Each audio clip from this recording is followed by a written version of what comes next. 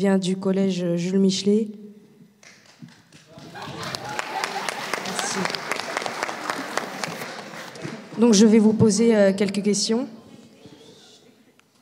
Avez-vous eu des réticences à l'écrire, risque de censure, représailles, mauvaise image de la ville, intimidation? C'est une très bonne question. Je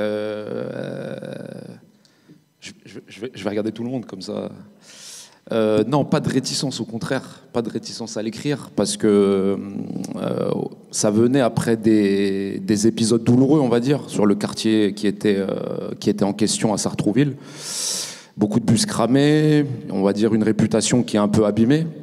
Donc ça permettait d'une part de raconter la routine au sens noble du terme d'un quartier, et ça racontait aussi comment un quartier peut se mobiliser pour des belles choses. Donc finalement, c'est du gagnant-gagnant. Donc il ne pouvait pas y avoir au contraire de représailles, parce que en fait, à partir du moment où on respecte les gens, il y a très peu il ne peut pas y avoir de représailles. C'est-à-dire qu'on sait pourquoi on va faire un sujet, on sait pourquoi on va rencontrer les gens. Sur place, on respecte les gens. Donc, au niveau des représailles, même le sujet s'y prête pas. Et donc, non, aucune réticence, au contraire. C'était un super sujet, parce que les gens sur place nous ont bien accueillis, ils nous ont parlé. Nous, on était fiers d'y aller, eux étaient fiers de nous recevoir, donc tout s'est bien goupillé. Donc non, aucune réticence, au contraire. Aucune réticence. Et puis c'est plein de sujets en même temps. Si vous l'avez bien lu, c'est plein de sujets en même temps. Ça raconte les transports, ça raconte les quartiers, ça raconte comment des jeunes peuvent s'organiser, ça raconte les mamans, les papas qui travaillent très tôt le matin. Donc finalement, il y avait tous ces sujets qui étaient un peu mélangés. Donc non, au contraire, ça a été un plaisir de l'écrire. Quel conseil donnerez-vous à un journaliste en herbe? De très bien écouter. Ça veut dire que souvent, les gens parlent et on ne les écoute pas.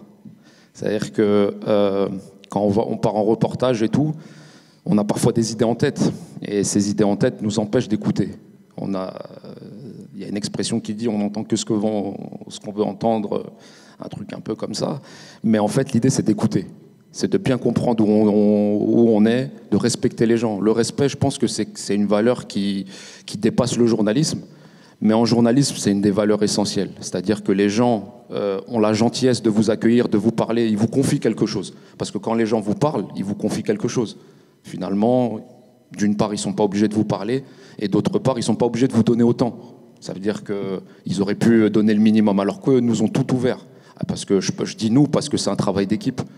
J'ai gagné aujourd'hui, mais ma collègue Charlotte, elle n'est pas là, elle a fait les photos. Les gens qui ont édité l'article, corrigé l'article, sont pas là, donc c'est un travail d'équipe. Il y a mon nom aujourd'hui, mais en fait, souvent, le journalisme est un travail d'équipe. Mais c'est de bien écouter. Franchement, c'est de bien écouter.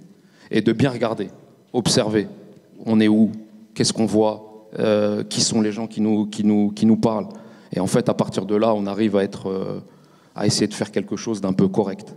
Déjà, c'est la base pour que ça soit correct. Et après, en fonction du reste, on essaye de faire en sorte que ça soit très bien et que tout le monde puisse lire ces articles. L'idée, c'est que ces articles-là puissent être lus par des politiciens, mais aussi par des collégiens, mais aussi par des gens au bar, mais aussi par des gens qui partent à l'usine, des gens qui partent en entreprise. Donc, c'est le but de la chose.